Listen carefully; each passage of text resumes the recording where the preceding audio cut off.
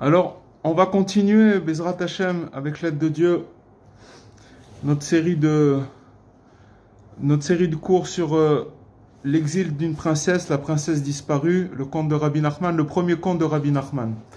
Alors, on est arrivé, il était une fois un roi qui avait 6 fils et une fille. On va s'attarder sur une fille. Qu'est-ce que c'est cette fille? C'est en fait la princesse, mais qu'est-ce qu'elle représente? Qui elle est? Alors en fait, cette fille, à l'origine, au niveau, on va dire conceptuel, c'est-à-dire au niveau abstrait, au niveau de la notion, qu'est-ce qu'elle est cette fille? En fait, il y en a qu'une seule, d'accord? Cette fille, elle est unique. À l'origine, elle est unique. Et en fait, c'est la princesse idéale qui est dotée de toutes ses qualités. Mais seulement, ces qualités, elles sont à l'état latent. C'est-à-dire qu'elles sont, ces qualités-là, elles sont pas encore sorties. Elles sont là, elles existent, mais elles sont pas encore sorties à l'ère du temps. Elles n'ont pas encore existé. Et cette princesse, elle se manifeste ici-bas, quand elle arrive ici dans ce monde-là. Donc vous avez bien compris que quand on parle d'une princesse qui est abstraite, elle est unique, mais qu'elle a toutes ses qualités à l'état latent, c'est-à-dire que c'est bien avant d'arriver sur cette terre-là. Et si on traduit princesse par l'âme, par notre âme, l'âme de chacun, alors on verra que c'est la même chose. Ça veut dire que notre âme, en fait, elle est elle a toutes les qualités, elle a tous les pouvoirs, et tout ça, c'est avant d'arriver sur terre, et c'est bien entendu au niveau latent. Maintenant, quand cette présence, elle se manifeste ici-bas, dans ce monde, d'accord?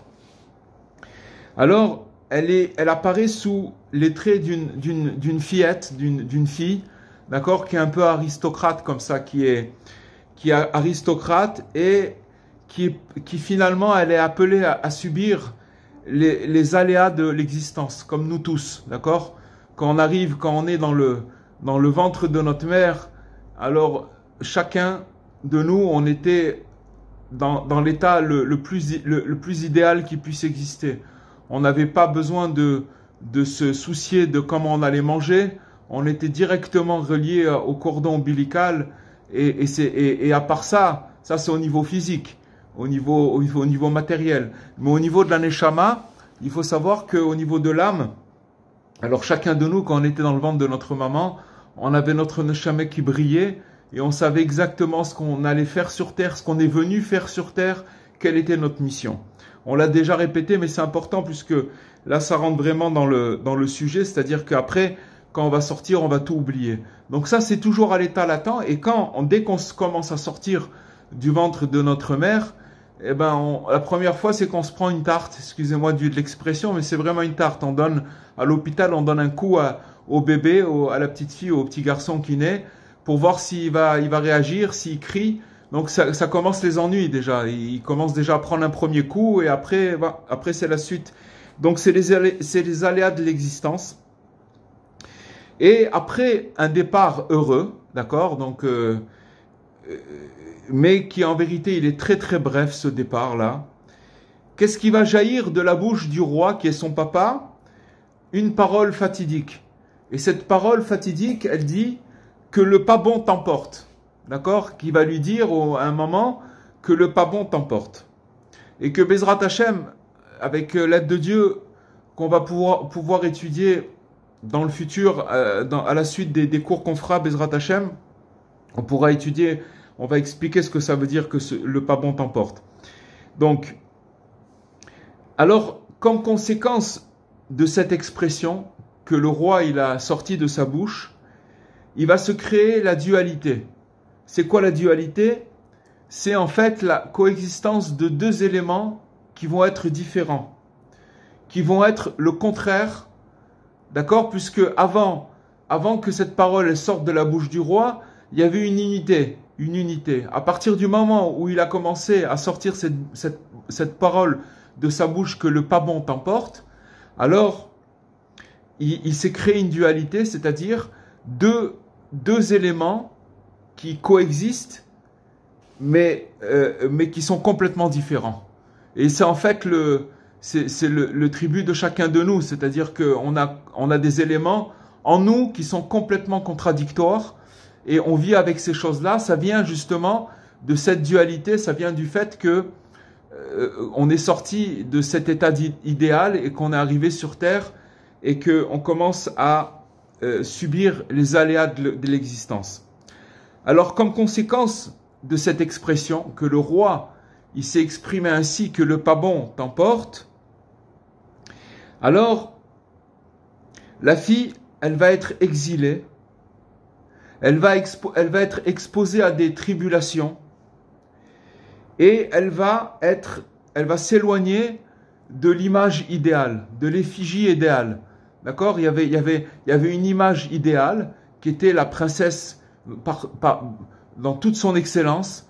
Et à partir du moment où le roi il va sortir cette mauvaise parole, alors cette image-là, elle va être atteinte, et donc elle va commencer à passer par des tribulations, et elle va commencer à avoir des ennuis.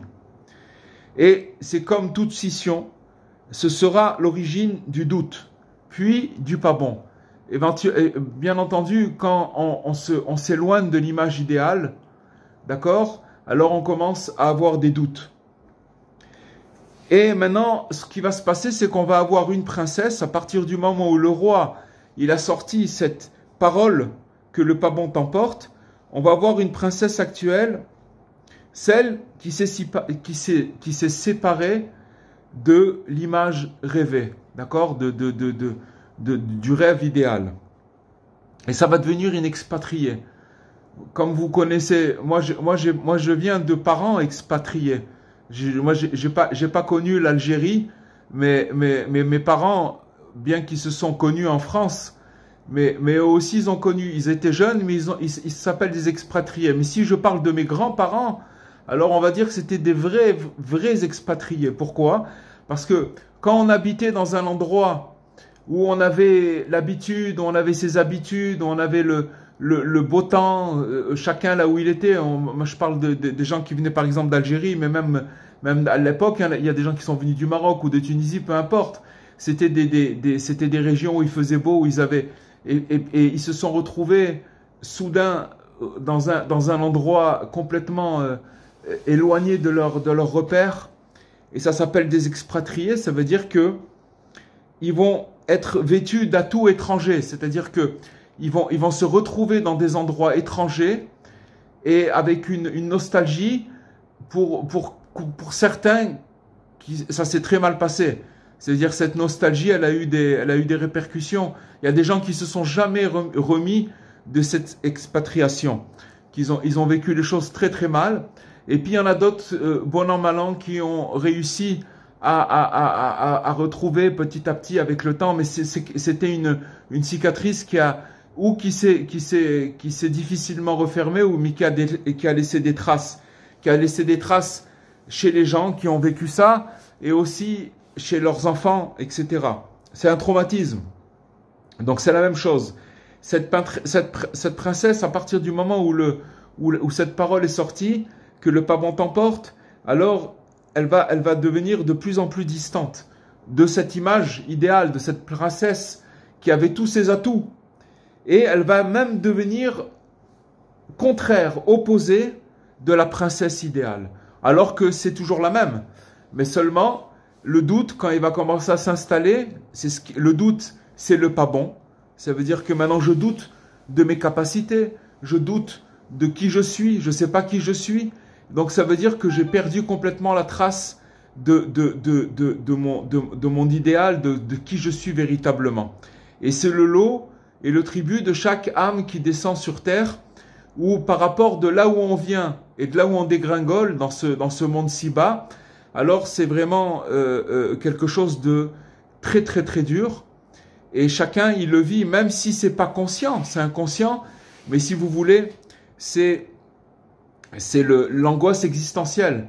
C'est-à-dire que finalement, on n'est pas dans notre état idéal. Et ça, c'est le tribut des âmes et de la princesse dans cette histoire.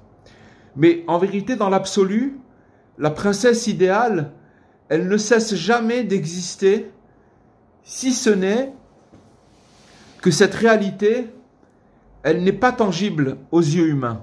Alors là, ça veut dire quoi? Ça veut dire que maintenant, c'est qu'il y a la réalité que nous, on croit réalité par rapport à ce que nos yeux humains, nos yeux physiques y voient, d'accord? Et on croit que c'est ça la réalité. Mais il y a des choses, il faut savoir que donc par rapport à cette réalité-là, c'est vrai que les yeux humains, ils voient pas cette réalité, mais seulement que cette réalité, elle peut être captée par quelque chose qui n'est pas tangible. La vraie réalité idéale, je parle, la princesse. Et que ce sera possible d'entrevoir cet idéal que seulement par épisode et seulement par les yeux de l'esprit. Il faut savoir que chacun de nous, on a des yeux qui se trouvent dans l'esprit.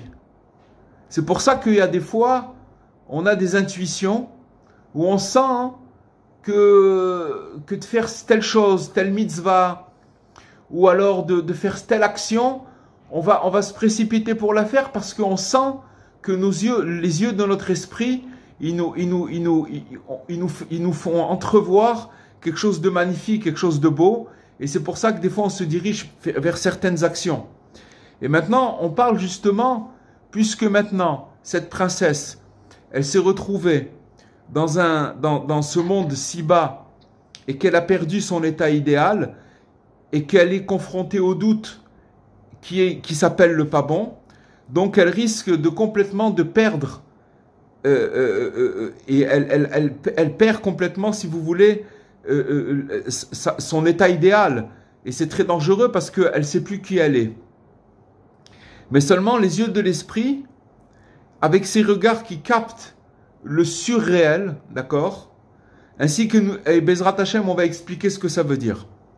En fait, le processus pratique de cette captation, au-delà des formes extérieures, ça se nomme la contemplation. Et chacun, il est doté de cette faculté, qu'à des fois, on ressent des choses qu'on ne peut même pas exprimer avec la parole. Il y a des choses profondes qu'on sent au fond de nous et qu'on est incapable d'exprimer et d'expliquer. Mais ça s'appelle la contemplation. Et cette contemplation, elle s'applique à tout approfondissement spirituel qui en fait, cet approfondissement spirituel, il demande une observation soutenue de l'intangible. Il y a le tangible, encore une fois, le tangible, c'est ce qu'on peut voir avec nos yeux, d'accord, nos yeux matériels, nos yeux physiques, mais il y a aussi, comme on a dit, les yeux de l'esprit, et ça s'appelle l'intangible, et c'est vraiment ça qu'il faut essayer de chercher, parce que c'est ça le principal. Pourquoi c'est le principal? Parce que nos yeux physiques, nos yeux matériels, nos yeux physiques, ils ne voient pas la vraie réalité. Pourquoi ils ne voient pas la vraie réalité? Parce que notre réalité, elle est, si vous voulez, c'est de l'imagination. Souvent, on croit des choses qu'on voit. C'est comme si, je vous donne un exemple, vous allez être dans la nuit et vous allez voir une forme et vous allez croire que c'est une personne qui est... Et en vérité, c'est un tronc d'arbre. Ça peut nous arriver. Ou des fois, vous êtes en voiture et vous avez l'impression de voir passer quelque chose à côté de vous. Et c'est une image, c'est un mirage. C'est quelque chose, mais vous avez eu l'impression, mais c'est pas la vérité. En vérité, c'est juste. Maintenant, dans la réalité des choses, on voit beaucoup de choses et on croit des choses qui sont pas vraies. Comme par exemple, je vous donne un exemple pour que vous compreniez. Des fois, souvent, hein, Eliyahu Hanavi, le prophète Eliyahu, il est venu en apparition comme un mendiant ou comme quelqu'un qui était mal vêtu, etc. Et si vous voulez, si les yeux humains, ils voyaient cette personne, ils étaient un petit peu, ils voulaient pas ni la recevoir ni rien parce que c'était quelque chose un petit peu qui repoussait, d'accord? Parce que les yeux humains, ils voient une réalité, mais qui est pas vraie. Mais en vérité, il y a eu beaucoup d'histoires comme ça, où les gens, ils ont surpassé cette chose-là, ils ont vu le surréel qu'il y avait par rapport à cette soi-disant évidence que les yeux voyaient, et ils ont capté la présence de Eliyahu Hanavi. Ça, c'est juste un exemple, on peut en donner des milliers comme ça. C'est pour nous dire que ce qu'on voit avec nos yeux, ça s'appelle le tangible, et le tangible, il nous joue des tours. Pourquoi il nous joue des tours? Parce que c'est par rapport à notre éducation, ou tout ce qu'on a vécu justement. Cette princesse, comme elle a commencé à se trouver confrontée aux aléas de la vie, elle a commencé à construire une imagination par rapport à toutes ces souffrances. D'accord? Et donc elle va juger la vie par rapport à tous ces aléas, mais ça reste une imagination. Ça reste de l'imagination. Et maintenant, ce qu'on nous demande, c'est d'arriver à capter les choses.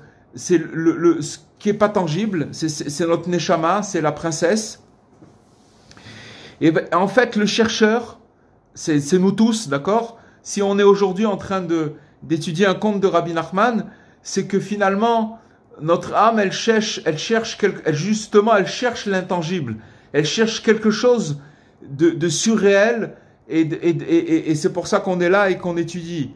Maintenant, ce chercheur, c'est nous tous, qui voudrait appliquer cette démarche à sa propre intériorité, c'est-à-dire à sa princesse à lui, d'accord? Chacun, il a une princesse, chacun, il a un intérieur qui est propre à lui-même et qu'il n'est pas connu, même de lui-même, il est inconnu, d'accord? Cette intériorité, personne ne le connaît.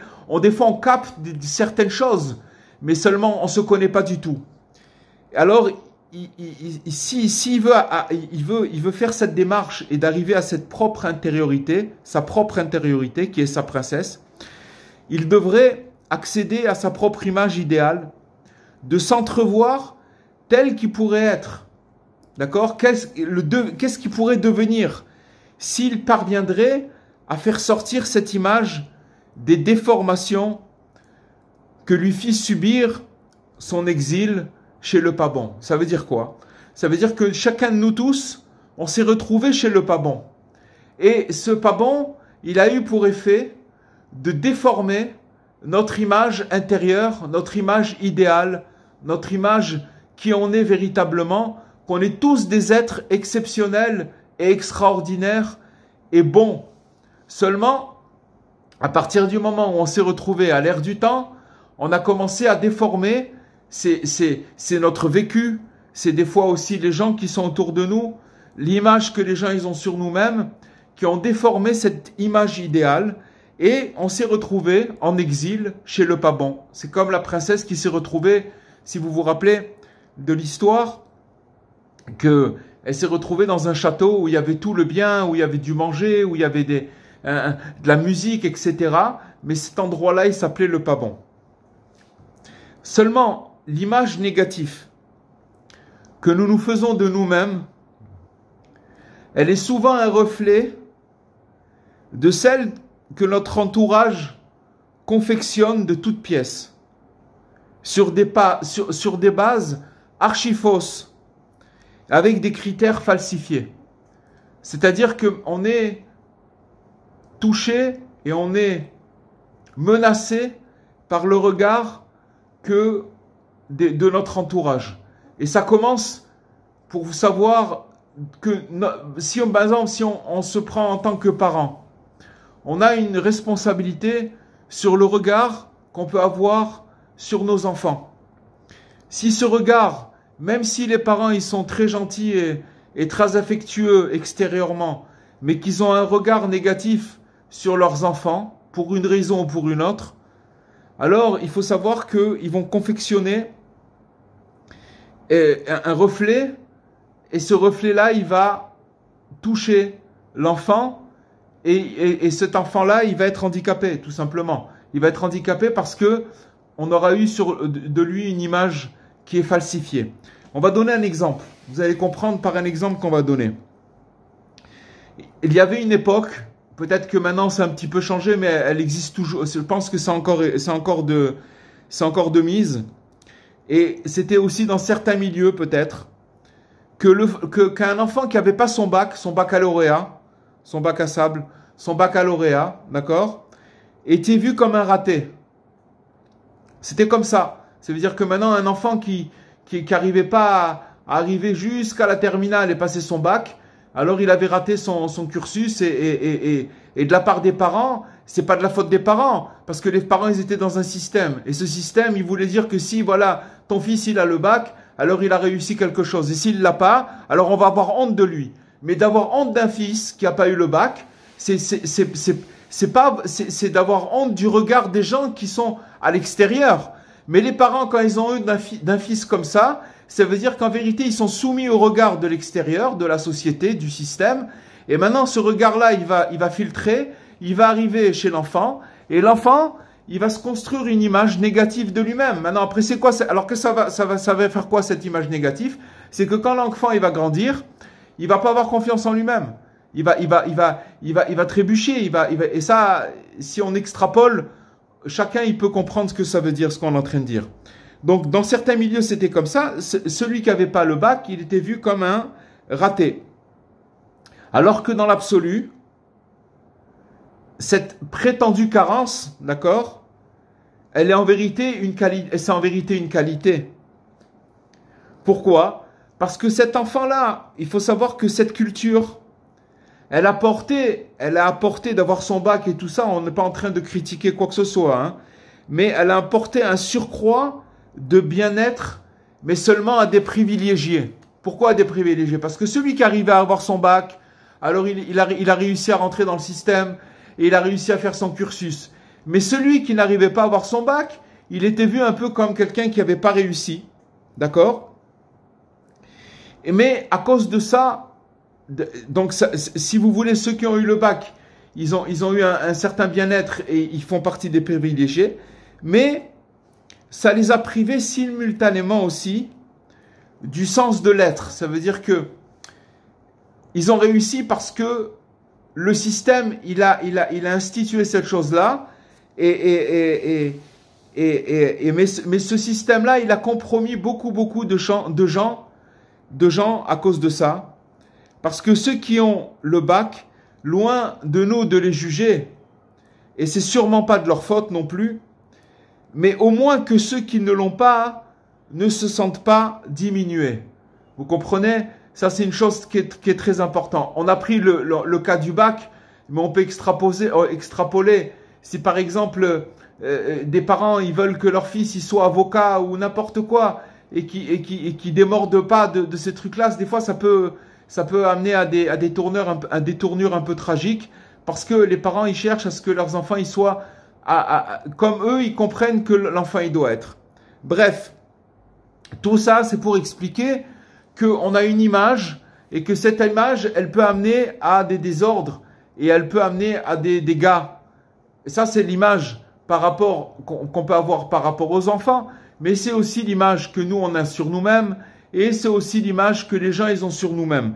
Tout ça pour dire que cette image elle a été déformée et c'est le doute, c'est finalement que si vous voulez la personne elle se trouve dans un endroit qui s'appelle le pas bon, qui s'appelle le doute. Quand le doute il s'installe, c'est le pas bon qui s'installe et la personne elle arrive à rien faire à cause de ça. Maintenant, pour guérir de ces regards négatifs, bien entendu, on est tous atteints par ces regards négatifs. On est tous malades, un tant soit peu, par ça. Le monde entier il est malade de cette chose-là. À partir du moment où, si vous voulez, le système, il a créé une élite et ceux qui réussissent et ceux qui réussissent pas, alors ça veut dire que automatiquement il y a comment on appelle ça? Oh, j'ai perdu le mot. Une concurrence. Et dès qu'il y a concurrence, ça veut dire qu'il y a ceux qui réussissent. Et même dans ceux qui réussissent, il y a aussi encore une concurrence. Parce qu'après, il y a encore des étapes. Donc ça veut dire que la personne, elle est sans arrêt dans une image négative. Parce que si elle réussit pas, alors elle a raté. Donc ça veut dire que tout ce système, il amène les gens des fois à des choses qui sont pas agréables. Mais pour guérir de ces regards négatifs, il existe certaines techniques méditatives qui sont relatées et exposées en détail dans la Torah 60, dans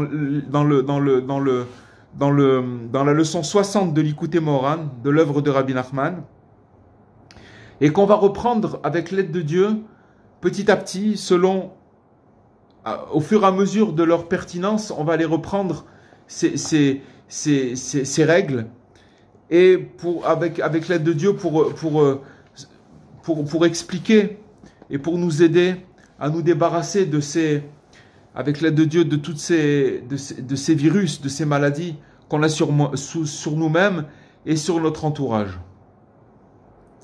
Maintenant, si ces méthodes, elles dépassent des fois le commun des mortels, eh bien, elles sont toujours à l'apanage du second. C'est qui le second?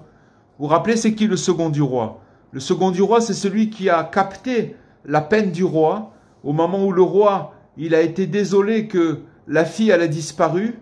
Il a commencé à être très peiné. Et le second du roi, qui était à côté du roi, il a vu la peine du roi et c'est là où il lui a demandé « Donne-moi un cheval, de l'argent et un serviteur et je veux me remettre à la recherche de cette princesse. » En fait, le second du roi, il représente sous certaines facettes, et ici en tout cas, le juste de la génération. Le juste de la génération, c'est le second du roi. C'est celui qui est le plus proche du roi. Vous voyez, ici on est maintenant à Ouman, Baruch Hashem. Et Rabbi Nachman, il a dit, Dieu il m'a donné en cadeau, il l'a dit Rabbi Nachman, que Dieu il lui a donné en cadeau la fête de Rosh Hashanah. Alors, quand Dieu il donne à quelqu'un en cadeau, il a dit, il n'y a que moi qui sais faire Rosh Hashanah. Et il m'a donné cette fête en cadeau. Ça veut dire que maintenant, c'est pour ça que Rabbi Nachman, il a demandé de venir chez lui à Rosh Hashanah. Et c'est pour ça que c'est tellement difficile d'y arriver.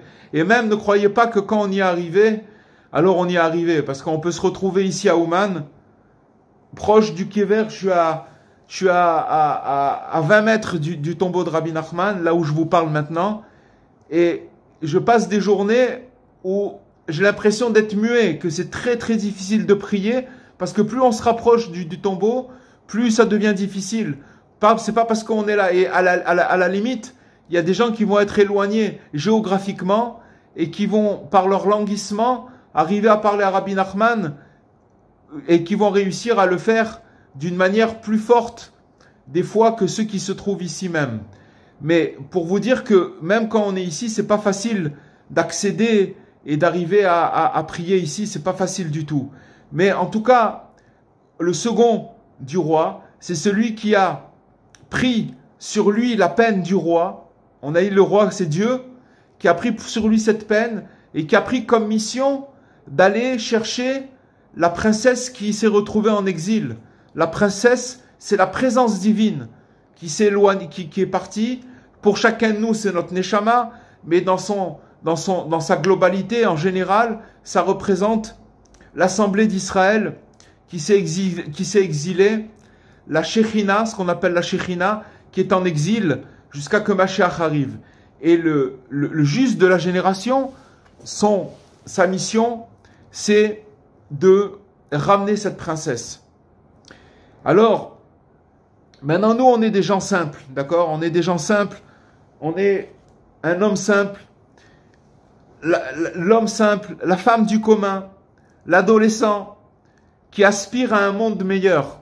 C'est en fait, cette aspiration, elle est chez chacun de nous. On aspire tous à mieux se sentir dans notre état d'âme, etc. Alors, comment on peut faire pour mieux se sentir? Eh bien, à partir du moment où on se lie à ce juste, pour recevoir de lui l'inspiration et les indications nécessaires à leur propre retrouvaille, ça veut dire que finalement, dans sa généralité, c'est quelque chose qui se passe dans la généralité, dans l'histoire du monde, que, si vous voulez, il y a l'exil de la présence divine, que le juste, il s'attelle à ramener cette présence, d'accord? Pour chacun de nous, cette présence, elle se définit par notre âme qui est tombée dans ce monde-là et qui est tombée dans le pas bon. Le pas bon, c'est nos passions, d'accord, c'est nos traits de caractère, etc., qu'on est toujours entouré par le pas bon. Et que ce pas bon-là, il peut nous amener à un doute et il peut nous amener à l'opposé de l'idéal de qui on est véritablement. Et comment on fait, comment on trouve cette inspiration? Alors c'est en s'attachant au juste de la génération.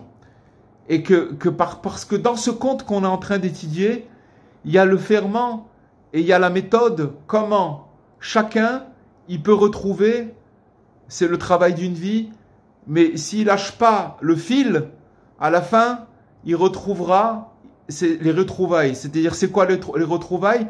D'arriver à comprendre qu'est-ce que mon âme elle est venue faire ici, pourquoi j'ai passé tout ce que j'ai passé, pourquoi j'ai souffert tout ce que j'ai souffert, et de comprendre tout ça, et de comprendre que c'était tout pour le bien.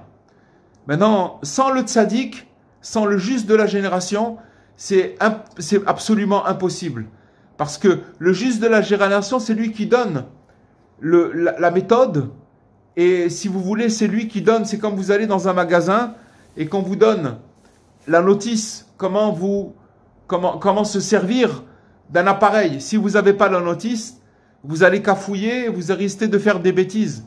Donc une notice, elle vous permet de vous dire, voilà, vous faites comme ça, vous mettez d'abord par exemple, je vous donne un exemple, vous prenez un frigidaire, et normalement un frigidaire, quand on vous le livre, il faut attendre quelques heures avant que le produit qui est à l'intérieur, il se stabilise, et après vous pouvez brancher votre frigidaire. Si quelqu'un il sait pas ça, il n'a pas lu la notice et qu'il branche son frigidaire, il va avoir des problèmes avec son frigidaire.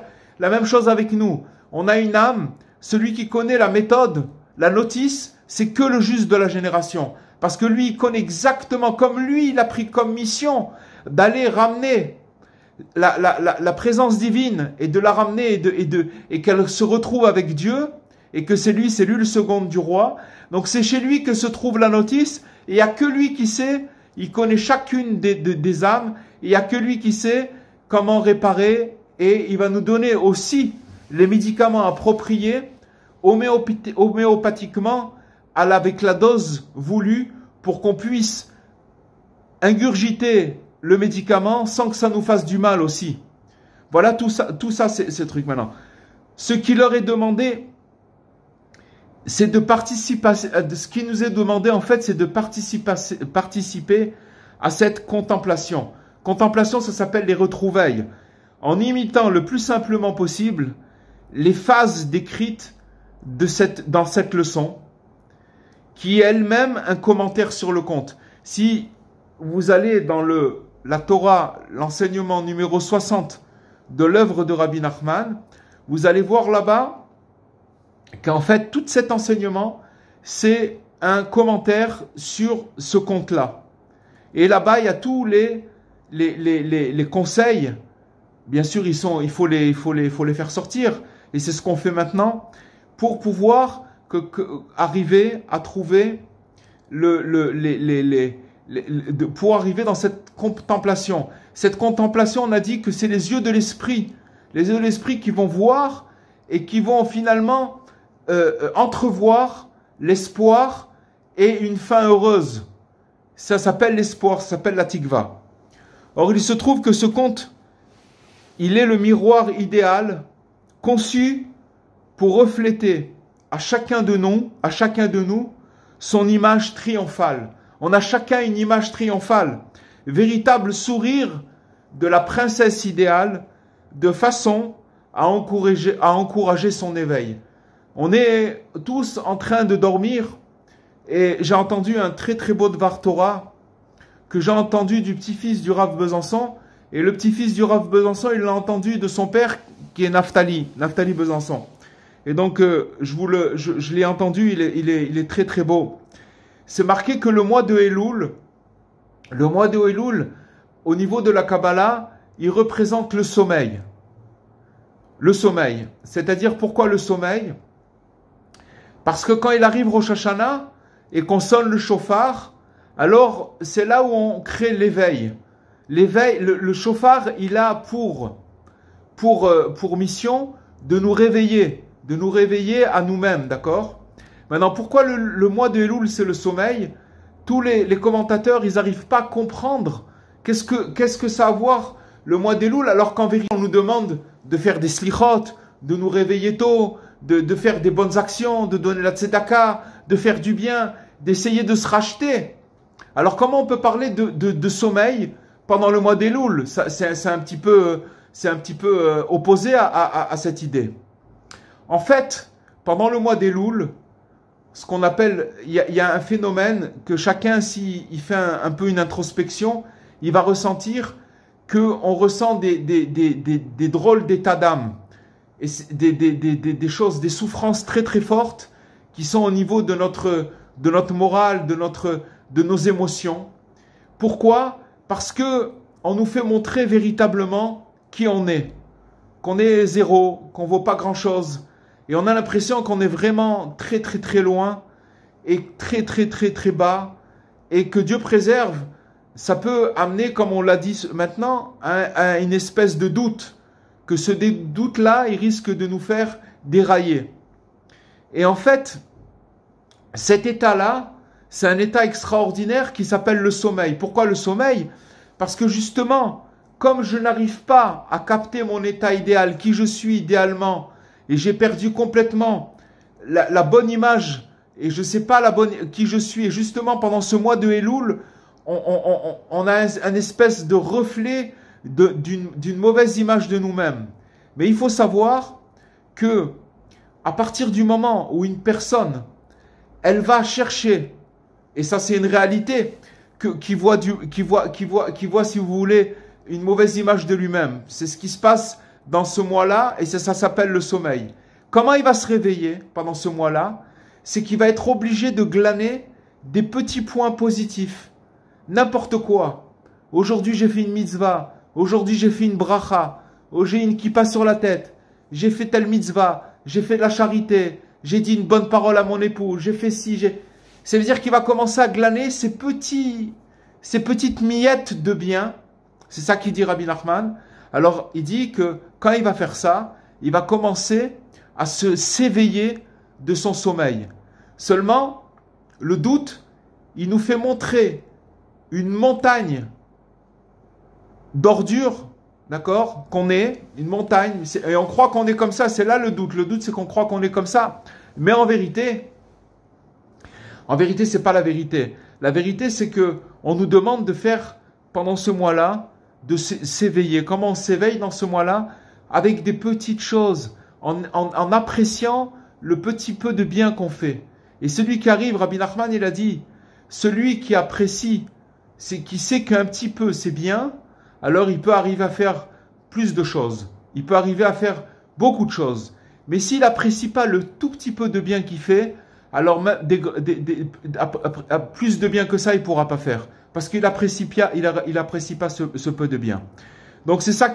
Et donc après, quand on arrive à Rosh Hashanah, celui qui a fait ce travail, c'est un travail, c'est en vérité, le mois d'Elul, c'est comme on dit, c'est un pont très très étroit. Parce qu'on peut vite glisser et vite tomber dans le doute. Justement parce que le travail, c'est justement d'éveiller, de voir qui on est véritablement. C'est une espèce de miroir. Mais c'est pas la vérité. Le véritable miroir, c'est de savoir que on doit apprécier le peu de bien que je fais, de chercher les bons points positifs qu'il y a en moi. Et c'est comme ça, Rabbi Nathan il dit dans un autre endroit, que le doute, le sommeil, c'est quand je vois le mal qui est en moi.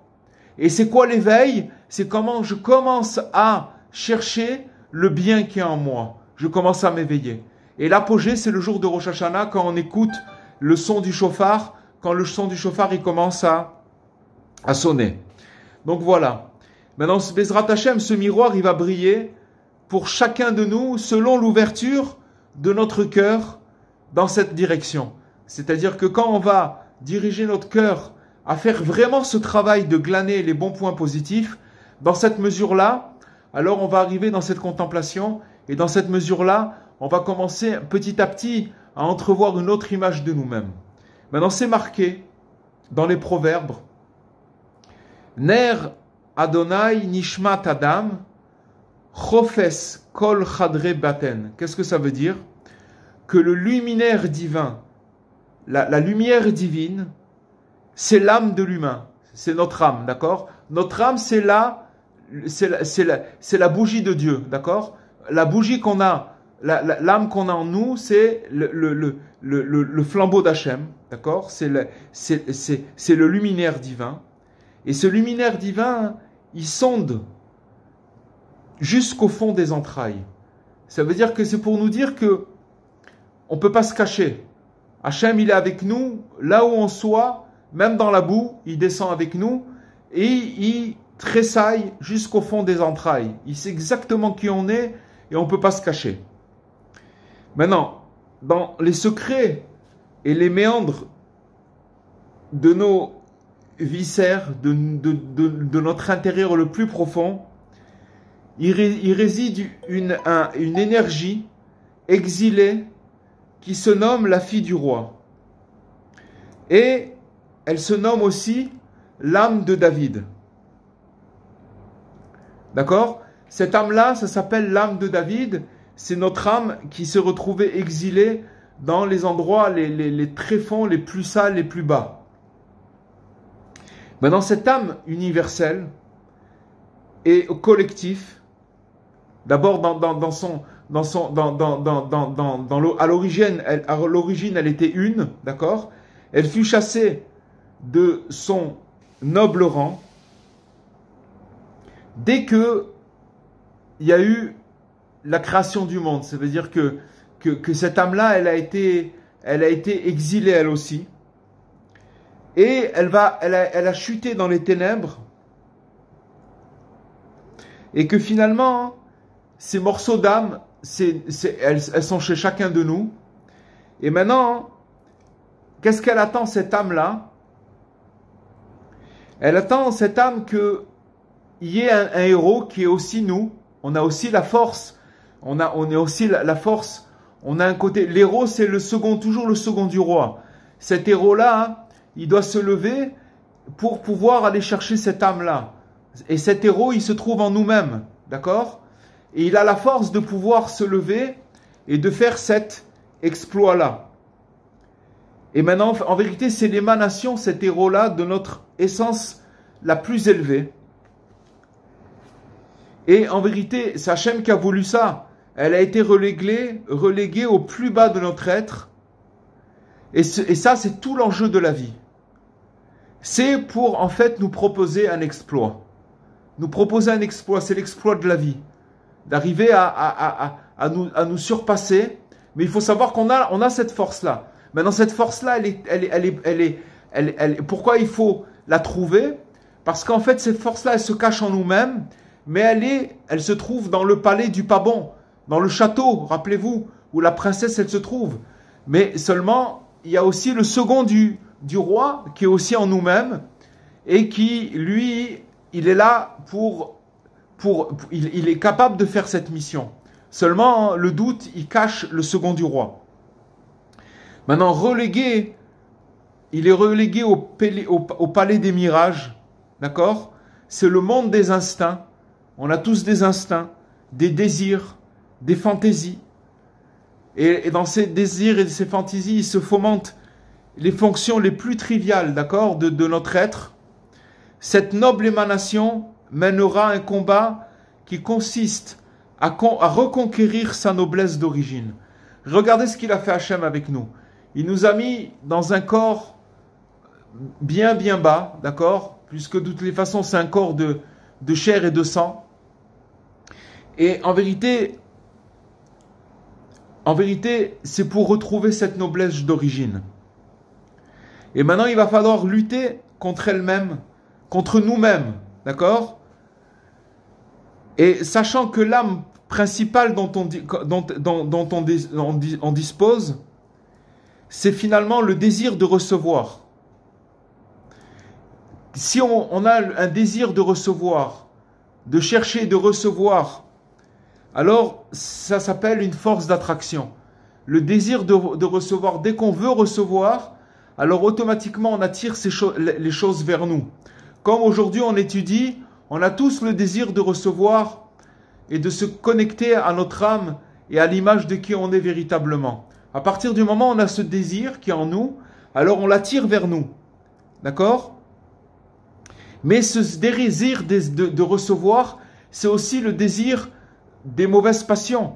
On veut telle chose, on veut tout, on n'a pas besoin de relater, mais chacun là où il est, dès qu'il a des désirs ou des passions, alors il attire ces choses vers lui puisqu'il les désire et c'est ça la force d'attraction. Mais aussi cette force d'attraction, c'est aussi la racine de toute élévation. Pourquoi? Parce que si quelqu'un il se connecte sur un désir de recevoir le bien, alors il va aussi l'attirer sur lui. Et c'est pour ça que on a le libre choix et l'alternative et aussi tous les tris dans lesquels on est, qui sont les fondements de la vie et de son véritable enjeu. C'est l'enjeu de toute la vie. D'accord? Maintenant, pour s'affiner, pour trier ses instincts, la princesse devra y voir clair. D'accord? À cet effet, un luminaire lui sera adjoint. Alors, on va parler de ce luminaire. Chacun de nous, on a une âme. D'accord? Mais à part cette âme-là, il y a aussi une âme supérieure. Et c'est quoi le rôle de cette âme? Elle est de canaliser la lumière infinie. Chacun de nous, on a besoin d'un transformateur pour recevoir la lumière de Dieu et que cette lumière de Dieu, elle nous arrive à dose et que cette dose-là ne nous brûle pas. Qu'est-ce qui fait qui c'est qui fait ce travail-là? C'est l'âme supérieure que chacun il a et qui après il diffuse jusqu'au point le plus obscur de l'être, là où se morfond la princesse, d'accord? Ça veut dire qu'en vérité, si vous voulez, la lumière de Dieu, elle descend, et elle doit arriver dans l'endroit le pire qui est en nous, d'accord? Ça veut dire, qu'est-ce qu'il y a dans l'endroit le pire qui est en nous? C'est là-bas où se trouve la princesse. Et la princesse, elle attend son sauveur. Elle attend le sauveur qui vient la sortir de cet endroit qui est pas bon. Maintenant, pour traduire les instructions de la lumière pure, d'accord, cette lumière infinie, en langage accessible, on a besoin d'un prisme, d'accord, d'un transformateur comme on a dit, d'un objectif. Et ce prisme-là, c'est le souffle conscient, ou alors on va l'appeler aussi le second du roi. C'est celui qui permet de transformer l'éclat en couleur ou le silence en mélodie. C'est en vérité, on revient encore au tzaddik. Le tzaddik, c'est lui qui nous permet, de la génération, de prendre toutes ces émanations, tous ces sentiments de notre âme et de pouvoir les transformer et nous les faire ressentir. Sans lui, on ne peut pas. Et en vérité, il nous fait ressentir une mélodie d'un conte très très ancien, mais aussi, en même temps, on l'avait expliqué dans les cours précédents, c'est aussi un ultime futur. Qu'est-ce qu'il nous dit ce conte ancien et cet ultime futur en même temps? Il nous dit que l'espoir y demeure. Et qu'en vérité, à la fin, la princesse, elle sera retrouvée. C'est ce qu'on a appris dans notre conte, que à la fin, la princesse elle sera retrouvée. En attendant, il y a un processus. Et ce processus, c'est le processus de chacun de nos âmes qui va passer par ces états-là. Et maintenant, c'est ça c'est ça, si vous voulez, la